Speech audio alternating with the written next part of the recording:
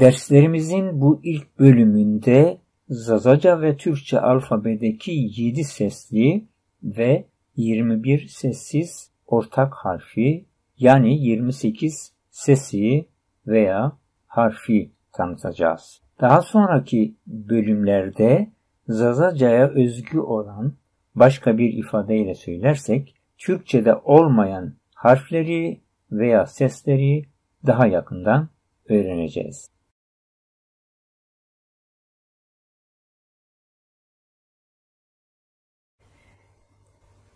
Diğer alfabelerde olduğu gibi Zazaca alfabenin de ilk harfi olan A harfiyle ya da sesiyle alfabeye giriş yapıyoruz.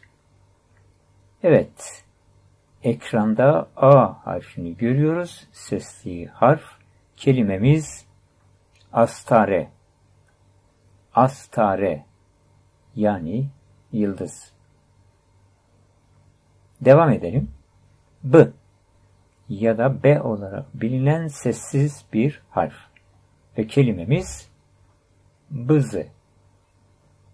Bızı, yani keçi. Devam ediyoruz. C ya da C.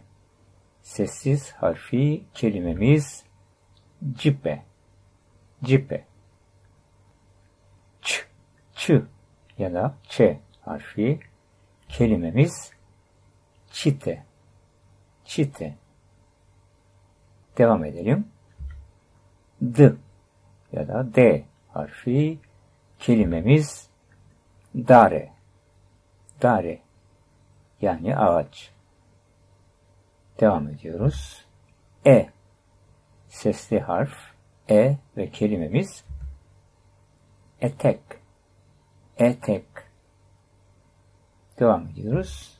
F ya da F harfi, kelimemiz fil. Fil. Devam ediyoruz. G ya da G harfi, kelimemiz ga. Ga, yani öküz. Devam ediyoruz. R. R harfi, kelimemiz rezale. Rezale. Kelimenin baş harfi olan R. Rezale, yani ceylan. H ya da H. Sessiz bir harf. Ve Zazaca kelimemiz hak. Hak, yani yumurta. Devam edelim. I sesli harf, kelimemiz pırt. Pırt, yani köprü. Pırt kelimesinin ortasında bulunan bir ses I. Devam edelim.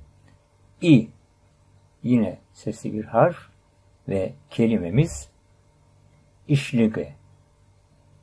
İşlige, yani gömlek. Devam edelim. J. J sessiz harfi ve Zazaca kelimemiz jil.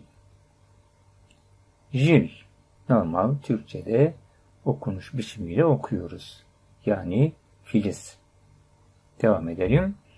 K ya da K veya K olarak bilinen sessiz bir harf. Kelimemiz ko. Ko, yani dağ. Devam edelim. L. L ya da L olarak bilinen sessiz harf ve kelimemiz lüye.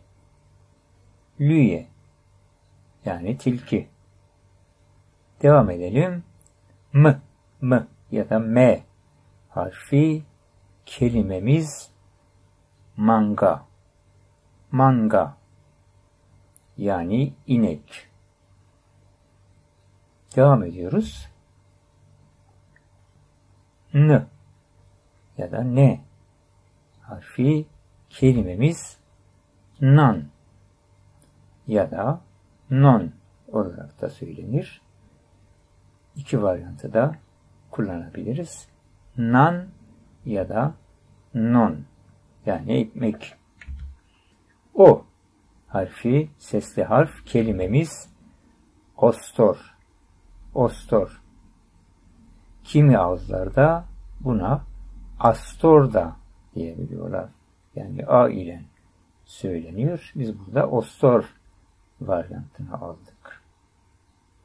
Ve devam ediyoruz. P.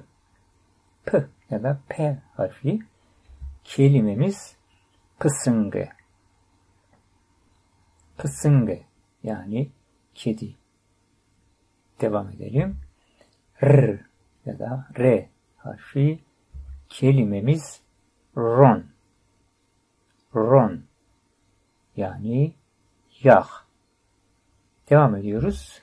S ya da S harfi kelimemiz sung. Sung yani mantar. Devam ediyoruz. Ş. Ş ya da Ş harfi Zazaca kelimemiz şilane. Şilane yani kuşburnu. Devam ediyoruz. T.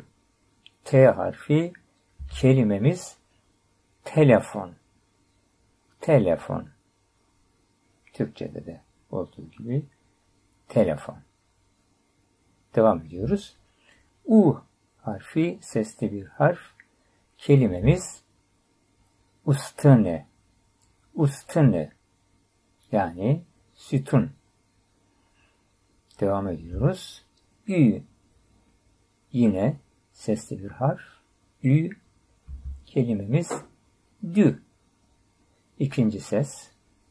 Dü kelimesindeki ikinci ses ü sesidir. Yani duman.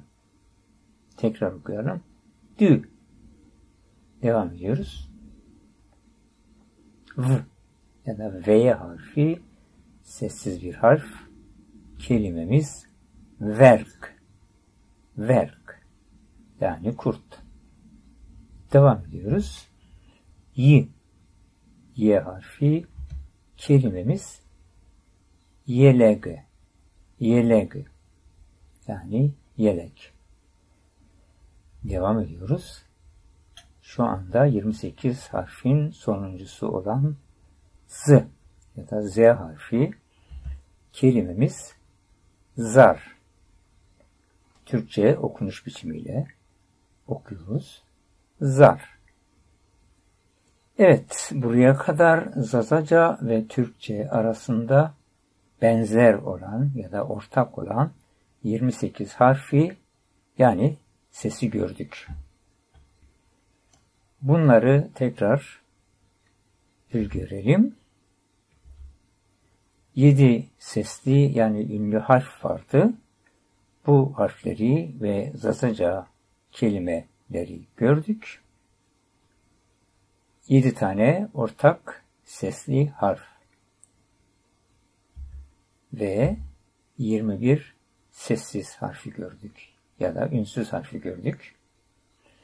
Böylelikle 28 harfi Türkçeden tanıdığımız, Türkçeden bildiğimiz 28 harfi de görmüş olduk.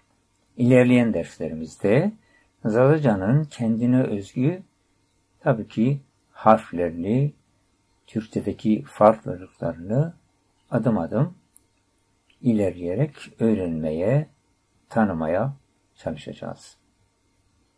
Bir sonraki derslerimizde görüşmek üzere.